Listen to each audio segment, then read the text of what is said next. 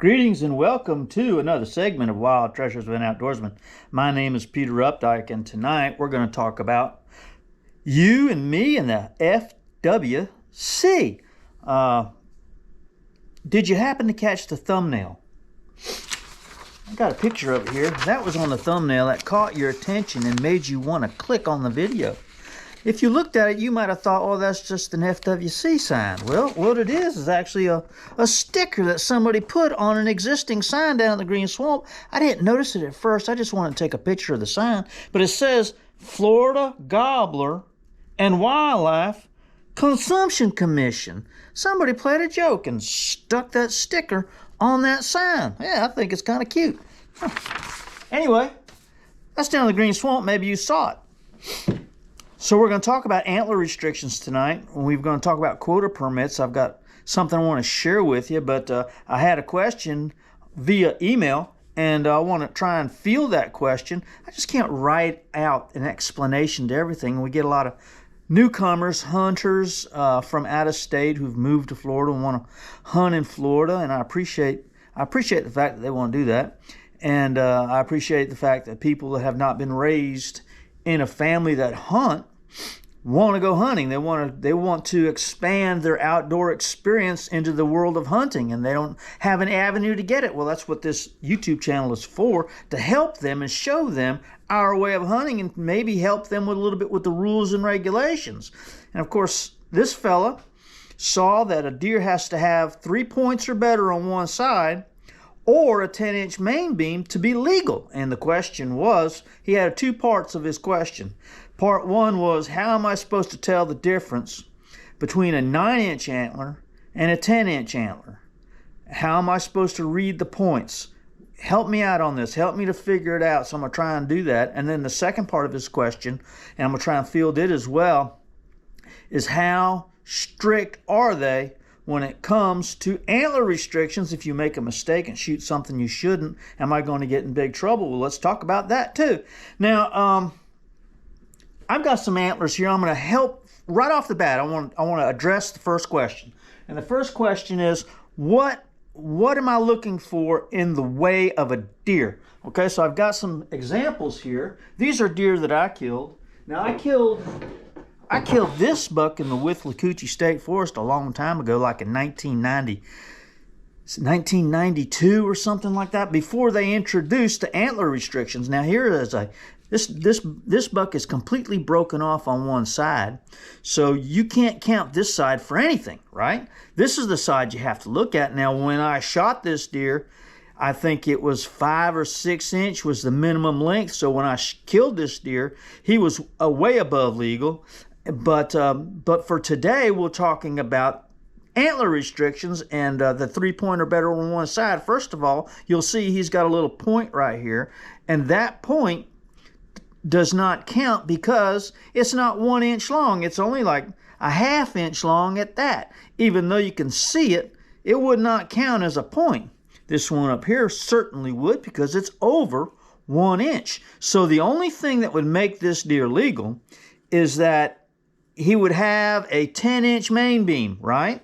And of course, you can't tell when you're sitting in your tree stand, okay, to answer your question, you cannot tell a 9-inch antler from a 10-inch antler. I've been reading a tape measure my entire adult and even in my youth life, and there is no way that anyone can tell a 9-inch from a 10-inch. But here's how you would measure it if you were so inclined to do so. I would take a tape measure like this one and put it on the tip of the antler and measure around the outside radius of the antler. Okay, now of course you can't do this until the deer has been dead, right?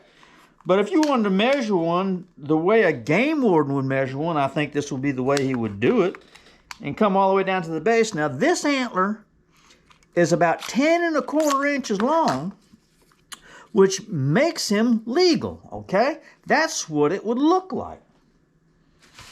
All right, let's go to the next example.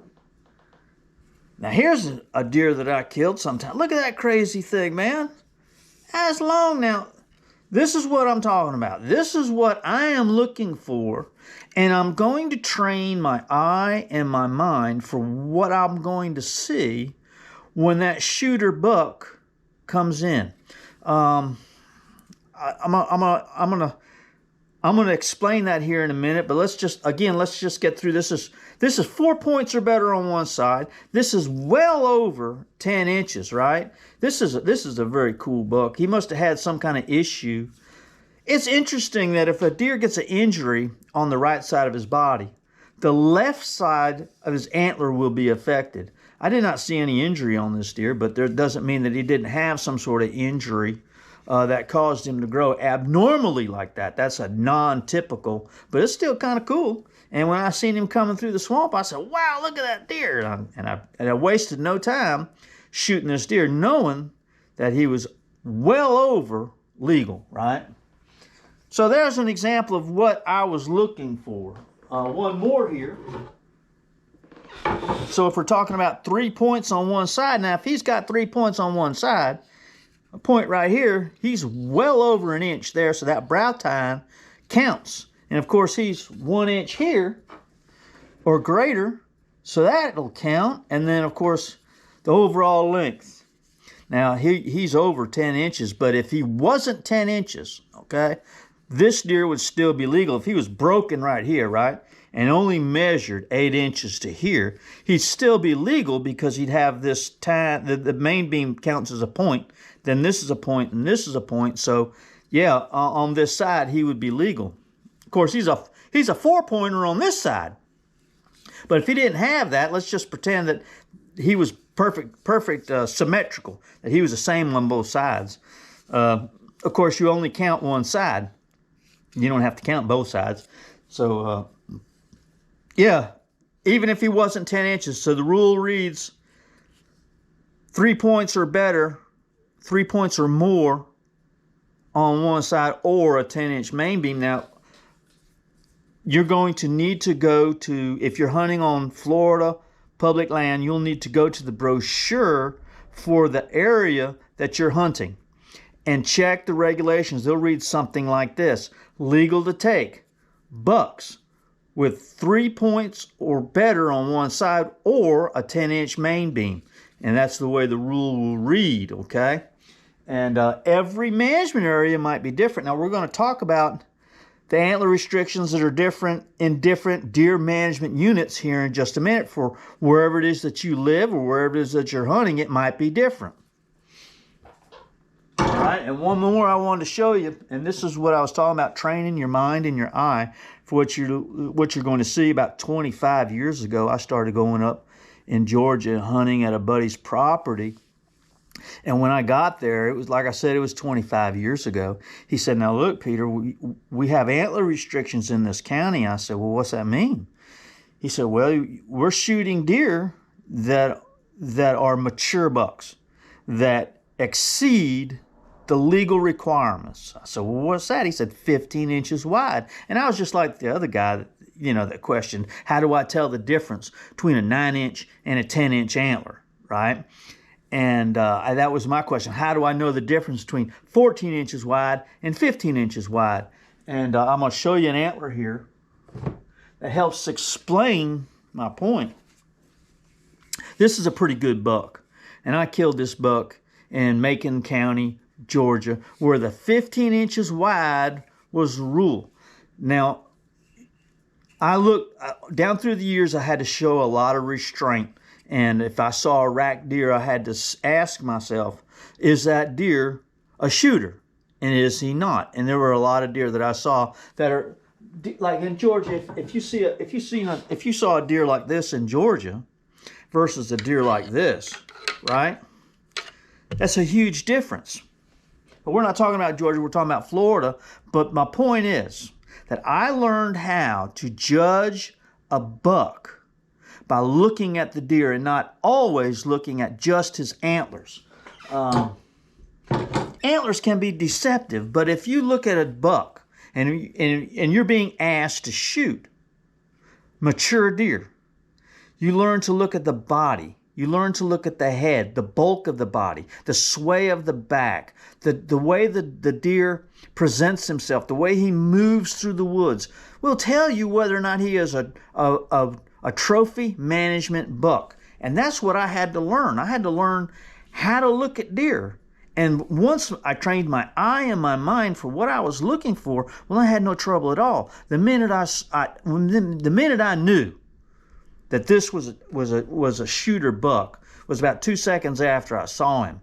And 10, 15 seconds later, he was on the ground, right? But I knew when I saw him, there was no question about it. I didn't have to ask myself, is he going to measure up? Because I trained myself to look at the entire deer. I trained myself to look for things that give away. The position of the ears on a rack will often give away the size of a deer's rack, okay?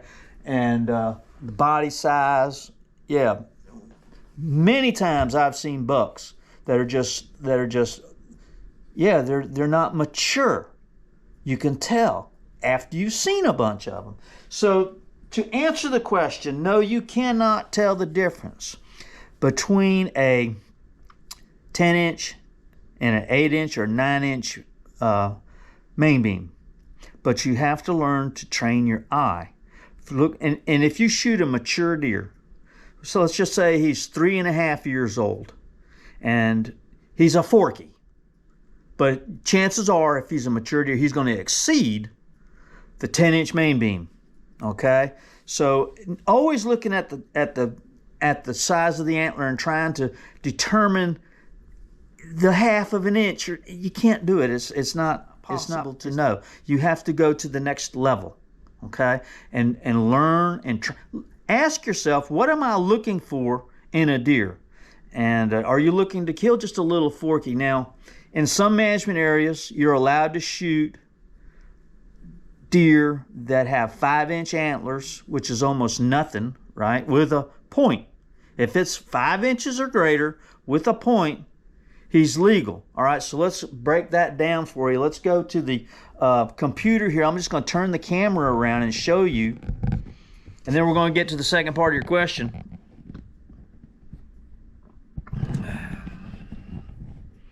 This is the page you want to look for.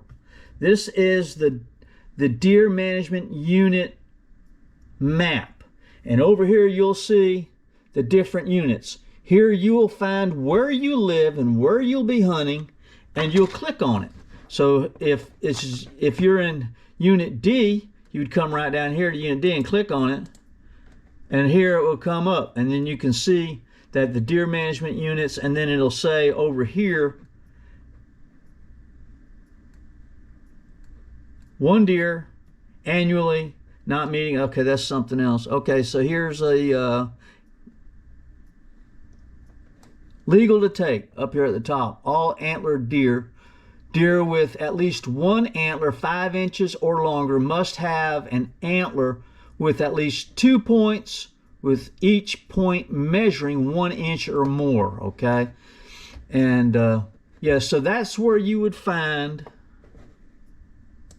the information for the deer management unit that you'll be hunting in. So if you're hunting on private land, the deer management unit, the antler restrictions are still in place, in spite of the fact that you're hunting on private land. Yeah, they're still in effect. So keep that in mind. Now, how strict are they? What's going to happen if I shoot one that's 9.5 inches long? Well, if you shoot one that's 9.5 inches long, he will not meet the antler requirement, the restriction requirement. So you'll be in violation. You'll have to throw yourself at the mercy of the game warden and your hunting buddies there at the check station. And don't think that I don't like it either, but don't think that it's going to be a cakewalk if you just happen to shoot something that you shouldn't. Okay, if you shoot something that you shouldn't, if he's not legal and you get checked by a game warden, you'll be in violation, and you'll probably have to answer for for shooting an illegal deer. Okay, just if you shoot one that doesn't measure up, he will be considered an illegal deer. And what happens after that, I don't know. All I know is I don't want that to happen. I don't want it to happen to you, and I don't want it to happen to me. I want to have a clear, concise thought process on what I want to shoot. When I shot that deer in Ocala, he measured a little over 10 inches. He allowed like 11 inches, but I sweated it all the time until I got a tape measure on him. And yeah, I got through it, but that's something I did not enjoy. So yeah, next time I don't think I'm going to be so quick to shoot.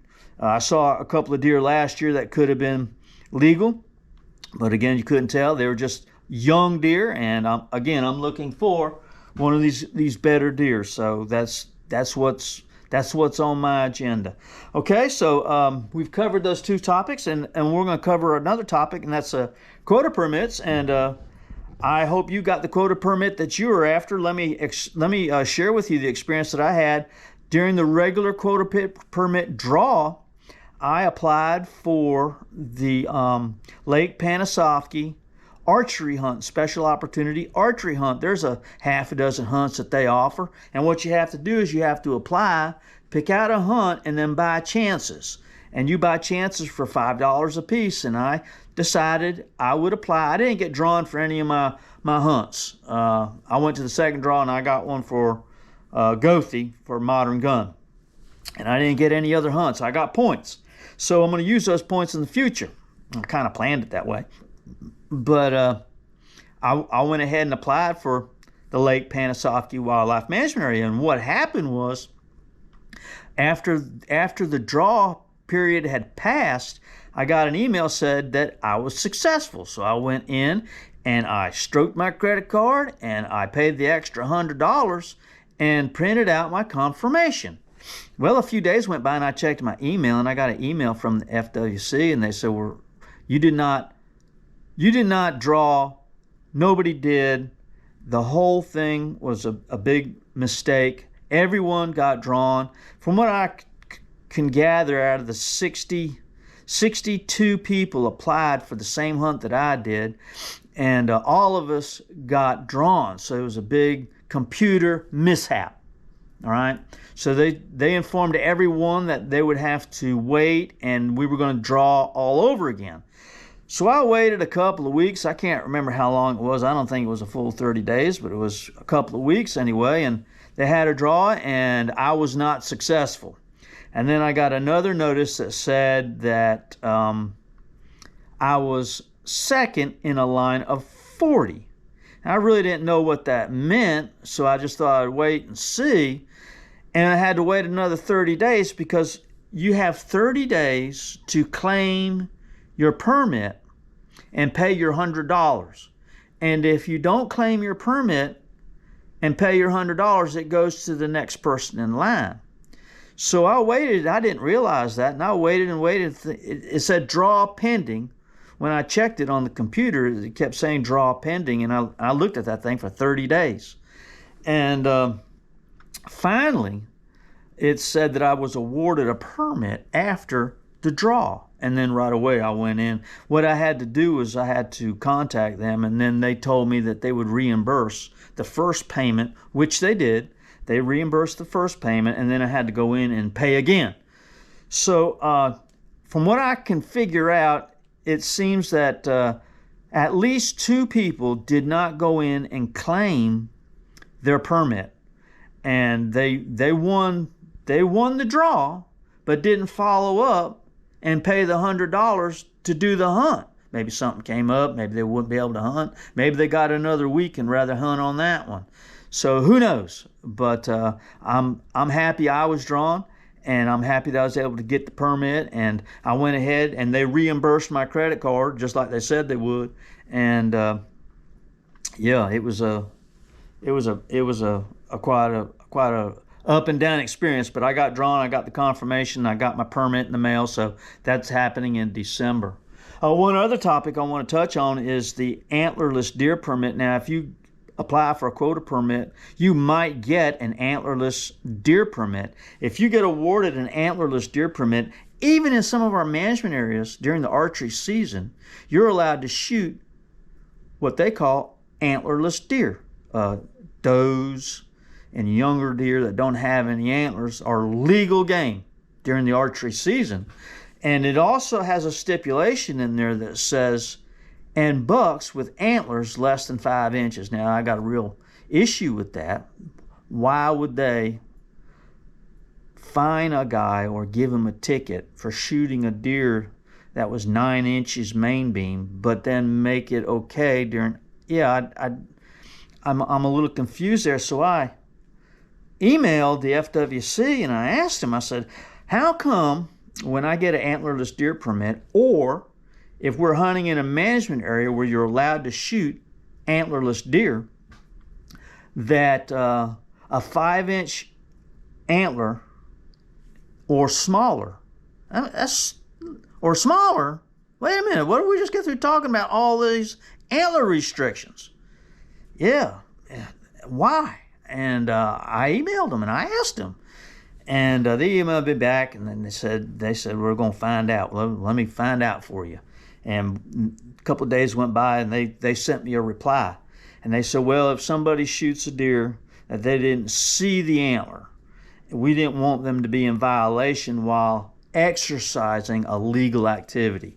In other words, if they accidentally shoot at what they believe to be an antlerless deer, and then they walk up on it and they see that it is a 3-inch antlered deer, a young buck like that, they didn't want that person to be in violation. They didn't want to create an atmosphere where a legal hunter performing a legal act was suddenly plunged into being an illegal harvest. And I understood what their explanation was. But I thought to myself, well, doesn't that kind of give a green light to anyone who's hunting in a management area with a bow and arrow? If they see a deer with a 3-inch antlered buck, and it makes it all right for them to shoot that deer. And here we're enforcing antler restrictions on there's some things you can't change, and it's quite the conundrum. But I'm up for it, okay? I'm up for the challenge, and I hope you are too. I am in favor of waiting for a deer like this, rather than, where'd he go? Here he is. Rather than this one. If you ask me to wait for this one, rather than this one, I'm up for that. And I hope you are too. If you hunt like I do often enough and invest yourself in it, hunt during the muzzleloader season, hunt during the archery season, hunt during the gun season, put in your time, you'll get yourself a legal buck. I have, and I know you will too. All right, so comment. I know you got a comment. I know you want to say something. Comment. Keep your comment like you're talking to your mama, and it'll be okay. All right, so love you guys. Comment, like the video, subscribe if you want to. Love you guys. See you. Bye.